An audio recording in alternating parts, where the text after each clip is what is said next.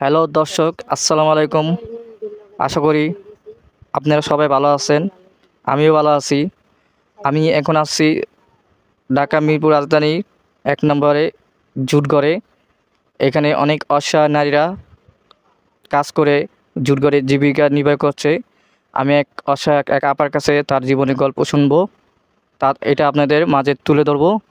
আপনারা সবাই মনোযোগ দিয়ে শুনুন। আসসালামু আলাইকুম আপা, কেমন আছেন? ওয়ালাইকুম আসসালাম, ভালো আছি। জি, কী করছেন আপা? কাজ করতেছি। ও, আপনার নাম কি? নাম সুমি বেগম। সুমি বেগম। ও, আপনি পরিবারে কে কে আছে? পরিবারে আমার দুটা মেয়ে আছে, একজন 17 বছর বয়স আর আরেকজন 10 বছর বয়স। ও, উম, মেয়ে কি বিয়ে দিছেন একজন? হ্যাঁ, মাশাআল্লাহ, খুব ভালো। আপনি এখানে কাজ করছেন কত বছর ধরে? এই 2-2.5 বছর ধরে।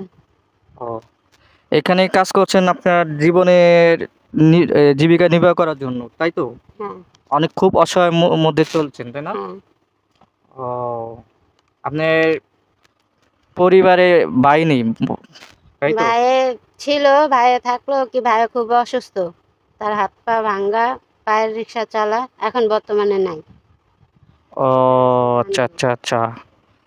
তাহলে তাহলে আপনি তো অনেক খুব কষ্টের মাঝে আছেন। হ্যাঁ, আর আপনি যে মেয়েকে বিয়ে দিছেন, মেয়ে কি ভালো করে দিছেন নাকি অবস্থা খারাপ না ভালো?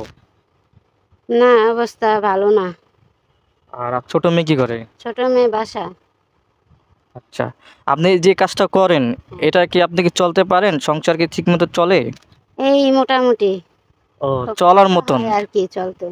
ও, দিন আসেন দিন আনেন দিন খান, এটাই তো? হ্যাঁ, ও, আচ্ছা আচ্ছা। না, আমি আসছি আপনাদের এখানে, ওই যেখানে কাজ করেন জুটঘর।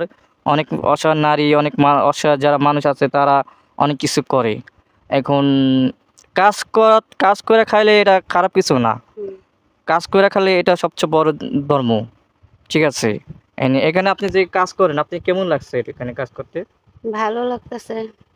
ও, এমনি কষ্ট হয় না, খারাপ লাগে না? হ্যাঁ, কষ্ট লাগলেও তো করার কিছু নেই। ও, আচ্ছা, ভালো লাগলো আপনার কথাগুলো শুনে। কিন্তু কথা হচ্ছে কি, আপনি যেহেতু কষ্টের মাঝে আছেন, এখন আপনি এমনি কোনো কিছু চাওয়া পাওয়া আছে দেশের মানুষের কাছ থেকে? দেশের মানুষের যদি অসহায় মানুষে কোনো কিছু সাহায্য করে, তাহলে আর কি একটু চলতে ভালো হয়, এই আর কি। দর্শক ভাইরা দেখেন, এখানে খুব অসহায় মানুষটা কাজ করছে। অসহায় নারী, বিশেষ করে নারীরা, তারা জুট ঘরে কাজ করে জীবিকা নির্বাহ করে। তাদের পাশে দাঁড়ানো কেউ নেই, একমাত্র তাদের এটাই সম্বল, এই কাজ করে দুই বেলা দুই মুঠো ভাত খেয়ে বেঁচে থাকা। এখন যদি আপনাদের যদি ভালো লেগে যায় তাদের জীবনের গল্প কাহিনী কতগুলো, আপনারা অবশ্যই তাদের পাশে থাকবেন, তাদের একটু সাহায্য করবেন, তাদের হাত বাড়িয়ে দেবেন হেল্প করার জন্য। এটাই আপনাদের চাওয়া। বুঝতে পারছেন? যদি ভিডিওটা ভালো লাগে, অবশ্যই লাইক কমেন্ট করে শেয়ার করে পাশে থাকবেন। আর তাদের এই গরিব অসহায় মানুষের পাশে দাঁড়াবেন। এটাই আপনাদের চাওয়া, আর কিছু চাওয়া নেই। আসসালামু আলাইকুম, ভালো থাকেন।